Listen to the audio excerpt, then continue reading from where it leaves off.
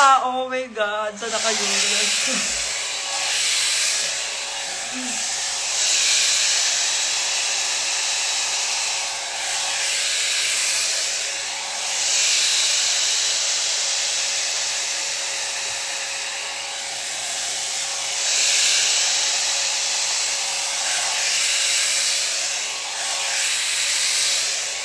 Napanood nyo na ba yung nabalitaan nyo na ba yung balita?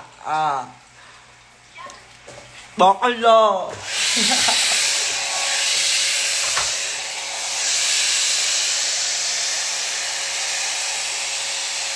Kakabuhay ko lang, kaya siguro nagising ako mga alas 8. Ganun. Ay, oo, alas 8. Mag-aalas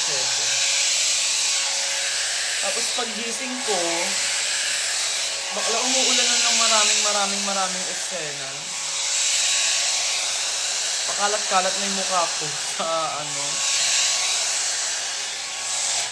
Gusto ko lang i-take tong nag-live ako kasi para gusto ko lang pasalamatan lahat ng taong sumuporta sa akin. Kilala nyo na yung mga sarili ninyo, hindi ko na kayo maiisa-isa.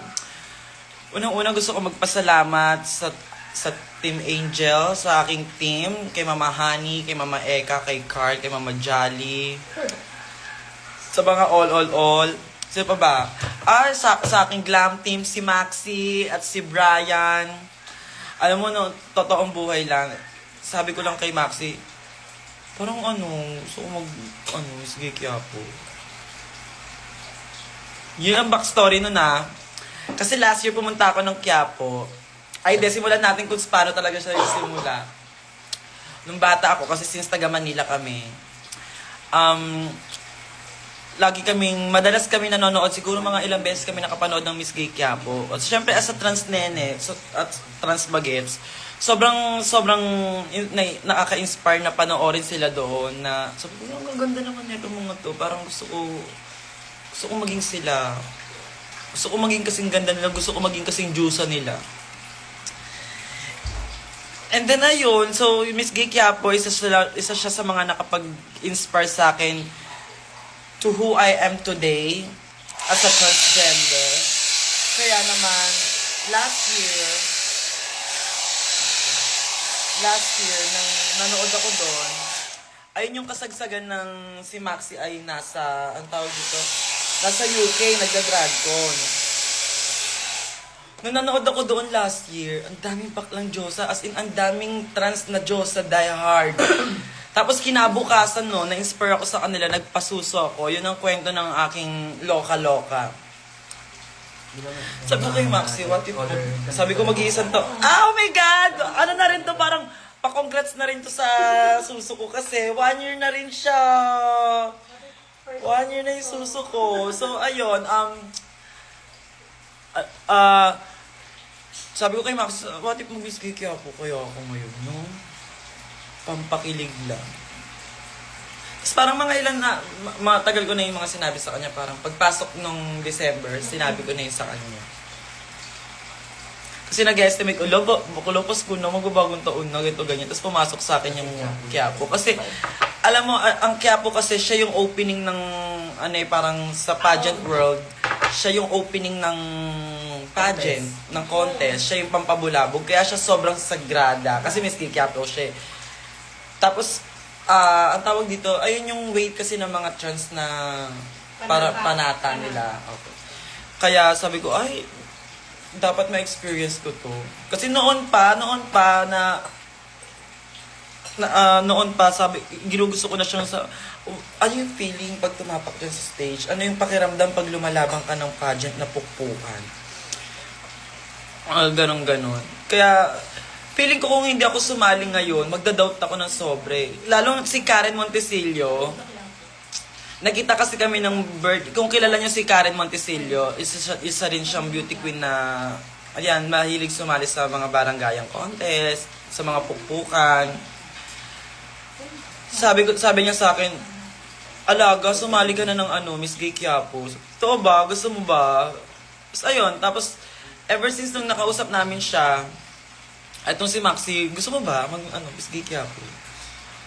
Tapos parang ako, sabi ko, ang una ko sagot kay Maxi, carry ko lang naman sis, ito ganyan.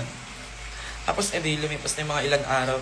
Si Maxi talaga yung sobrang talagang parang siya pa yung mas lalaban kesa sa akin. Alam mo yun yung parang hindi pa nangyayari yung hindi pa nangyayari, hindi pa dumadating yung araw. Na ano yun na, ay sis, pasabog to, masaya to, ganito ganyan. Sali ka, kahit dalawa lang tayo, ganito ganyan, support kita. Tapos hindi ko siya binibigyan ng final answer ko kasi undecided pa ako sa totoong buhay lang. Kasi syempre, nakakaba-kaba, sumali. Bakla sasali ka ng pageant na ang mga kalaban mo, mga Diyosa talaga na hard Diyosa, talagang buong buo. May mga galing pang Davao, may mga galing pang Mindanao, may mga galing pang ibang bansa. So talagang pukpukan talaga yung nangyari kagabi. Kaya ako, na nakapasok ako, masaya na ako na makapasok lang ako dun sa pageant na yun eh. Kasi, alam ba, parang ko sasabihin, sobrang laking pageant ng Miss Gay Quiapo eh. Talagang kung alam nyo lang yung, sana feel nyo ko, gets ba? Kumbaga, dream come true din siya. Oo, pangarap siya ng hindi lang ako, pangarap siya ng nakararami. And me as a first timer na nakasabak doon, I must say, hindi madali din palang lumaban sa mga pageant, in fairness naman. Kasi battle of hindi lang siya battle of brain, battle of pagandahan, battle of energy, patibayan ng loob, palakasan ng loob. Kaya, pasabog. And nung sa screening pa lang, naramdaman ko na yung ng mga tao na, oh my gosh, Angel Gala. Kasi di ba naglumabas yung humor na, sasali ka ba ng Miss Tia? May mga lumabas na picture na kung kasali ba ako. Tapos ang dami na nagme-message sa akin na alaga-abangan ka namin sa ganito ganyan. So yung mga supporters natin talaga na gusto din talaga nila ako makita doon. And thank you so much kasi naniwala kayo sa akin at sinuportahan niyo ako doon. Kasi kung hindi naman dahil sa inyo, hindi ko rin naman ipupush yun eh. Kung hindi sa mga tao nag-push sa akin. Hindi ako sasali doon. Kasi kung saan nyo na lang hinahanap si Kiana, nagpapahinga siya. Yes, sure you can ask. Pero at least, di ba, sa toong buhay lang, alam mo, ang pinakapasabog pa dito, habang nangyayari yung competition, ang saya lang, ang saya-saya lang, ang saya-saya.